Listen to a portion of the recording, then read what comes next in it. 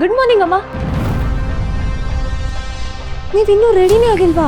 ನಾವು ಓಡಬೇಕು, ಬೇಗ ರೆಡಿಯಾಗಿ ಬನ್ನಿ.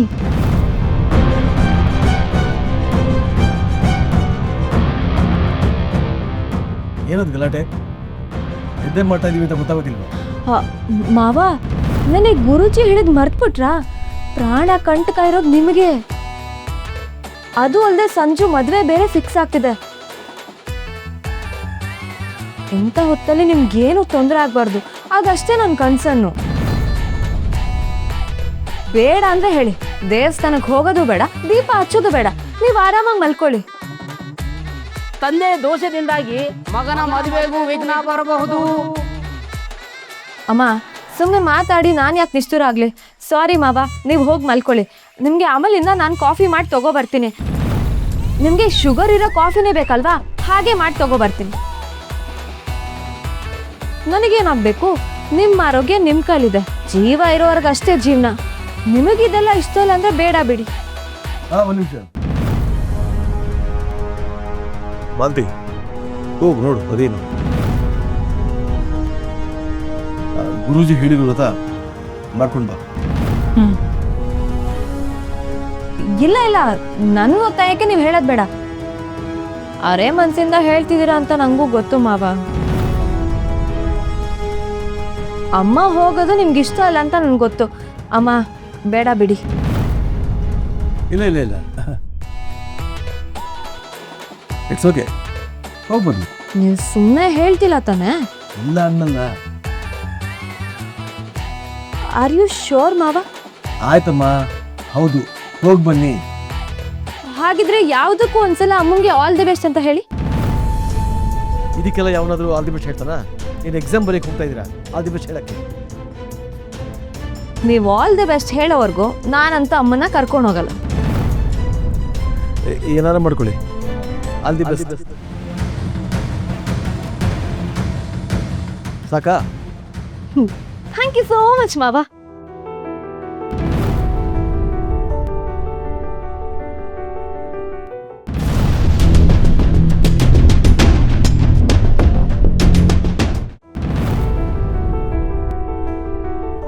ಅಮ್ಮ, ಹೆಂಗೆ ನಾವು ಯಾರ ಬಾಯ್ಲಿ ಹೋಗೋದು ಬೇಡ ಅಂತಾಯ್ತೋ ಅದೇ ಮಾವನ ಬಾಯ್ಲಿ ನಿಮಗೆ ಆಲ್ ದಿ ಬೆಸ್ಟ್ ಹೇಳ್ತೆ.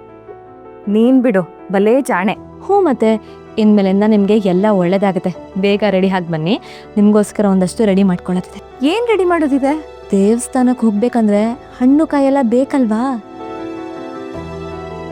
ಸರಿ, ಬಂದೇ ಇರು.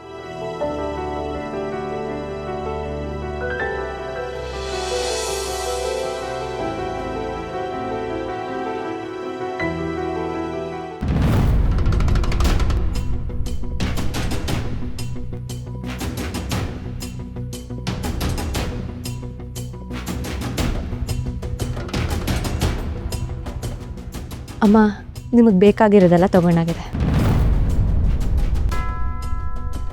ಏನಿದು ಒಳ್ಳೆ ಇಲಿಮರಿಗಳ ಥರ ಗುಸುಗುಸು ಅಂತಿದಾರಲ್ಲ?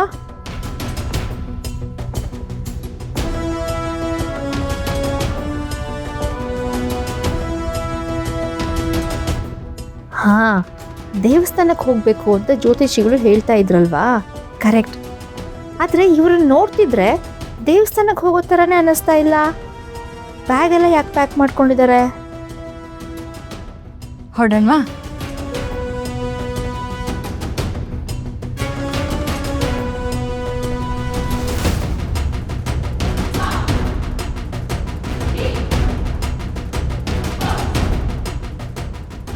ದೇವಸ್ಥಾನಕ್ಕೆ ಹೋಗೋದಾದ್ರೆ ಗುಟ್ಟು ಗುಟ್ಟಾಗಿ ಮಾತಾಡೋವಂಥದ್ದು ಏನಪ್ಪ ಇರುತ್ತೆ? ಏನೋ ಸ್ಮೆಲ್ ಹೊಡಿತಾ ಇದೆಯಲ್ಲ. ಇವರು ಬೇರೆ ಏನಾದರೂ ಪ್ಲ್ಯಾನ್ ಮಾಡಿದಾರಾ ಹೇಗೆ? ಇದನ್ನು ಕಂಡುಹಿಡಿಲೇಬೇಕು. ಹಾಂ, ಸದ್ಯಕ್ಕೆ ಹೋಗಿ ಮಲ್ಕೋಬೇಕು.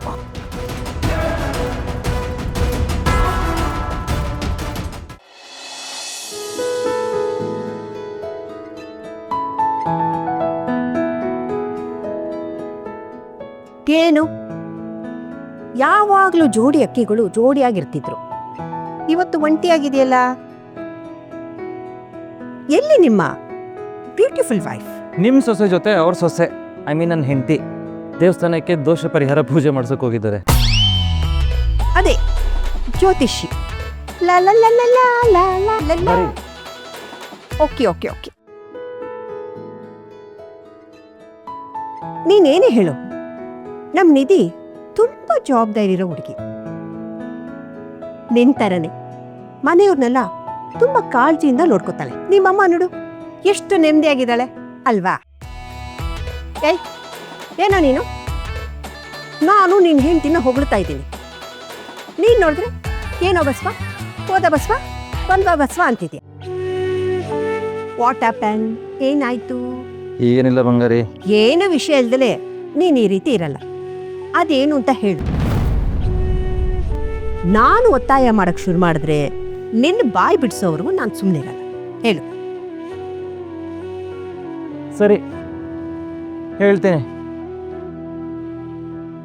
ನನ್ನ ಫ್ರೆಂಡ್ ತಮ್ಮನಿಗೆ ಮದುವೆ ಫಿಕ್ಸ್ ಆಗಿದೆ. ಎಲ್ಲ ಆಯಿತು ಅನ್ನೋಷ್ಟರಲ್ಲಿ ಮದುವೆ ಮಾಡಬೇಕೋ ಬೇಡವೋ ಅಂತ ಯೋಚನೆ ಮಾಡ್ತಿದ್ದಾನೆ. ಅಂಥದ್ದೇನಾಯ್ತು? ಮದುವೆಗೆ 2 ಫ್ಯಾಮಿಲಿನೂ ಒಪ್ಕೊಂಡಿದ್ದಾರೆ. ಆದರೆ ಮದುವೆ 2 ದಿನ ಮುಂಚೆ ಆ ಹುಡುಗನಿಗೆ ಮುಂಚೆನೇ ಗರ್ಲ್ಫ್ರೆಂಡ್ ಇಲ್ಲು ಅಂತ ಗೊತ್ತಾಗಿದೆ. ಓ ಅದು ಅಲ್ಲದೆ ಆ ಹುಡುಗಿ ಪ್ರೆಗ್ನೆಂಟ್. ಮೈ ಗಾಡ್. ಈಗ ಒಪ್ಪಿರೋ ಸಂಬಂಧ ಮುರಿದ್ರೆ ಮನೆಯಲ್ಲೆಲ್ಲರನ್ನೂ ವಿರೋಧ ಮಾಡ್ಕೋಬೇಕಾಗುತ್ತೆ ಇಲ್ವಾ? ಆ ಹುಡುಗಿಗೆ ಮೋಸ ಮಾಡ್ದಂಗೆ ಆಗುತ್ತೆ.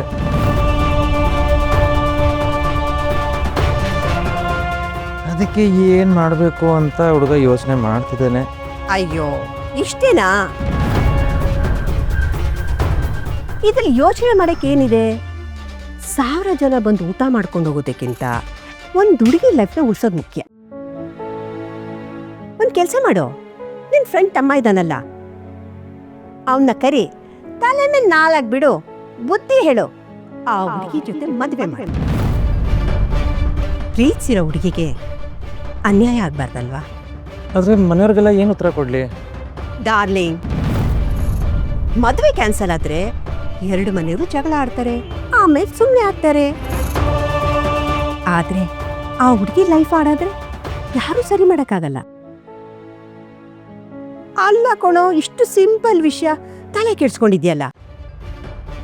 ಮೊದ್ಲು ಕಾಫಿ ಕುಡಿ, ಆಮೇಲೆ ನಿನ್ ಫ್ರೆಂಡ್ ಹತ್ರ ಮಾತಾಡು. ಯುವರ್ ರೈಟ್ ಬಂಗಾರಿ. ನನಗೆ ಇದ್ದಿದ್ದ ಗೊಂದಲ ಎಲ್ಲ ದೂರ ಆಗೋಯ್ತು. ಚಿಯರ್ಸ್. ಮರಿಬೇಡ. ಕಾಫಿ ಸೂಪರ್ ಕಣ.